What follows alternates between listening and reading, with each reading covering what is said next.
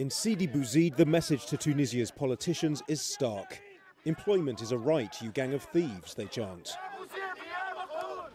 Mohammed Bouazizi set himself on fire after being humiliated by a government official. He was in debt and struggling. But 3 years on from Bouazizi's desperate act, official memorials can't hide the widespread anger. The people of Sidi Bouzid really needed the revolution, but they didn't get anything out of it. Not dignity, not jobs, and not freedom.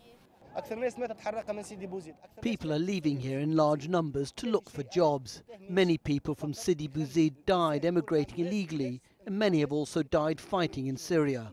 All this because of marginalisation and poverty.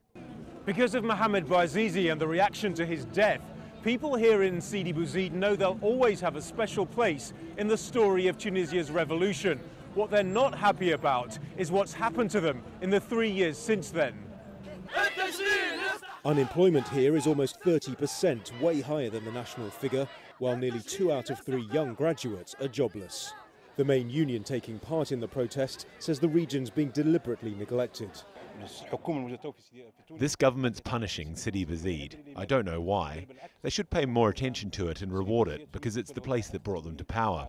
If it wasn't for Sidi Bouzid, the Ennahda politicians would still be in exile. Islamic parties too were out in force. Notable by their absence were the Prime Minister and the President, who was pelted with stones when he turned up at last year's event.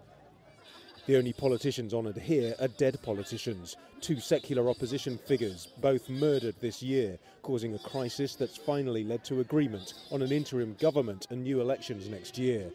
But making good on all the demands of the revolution may be for another generation. Nadim, Al Jazeera, Sidi Bouzid.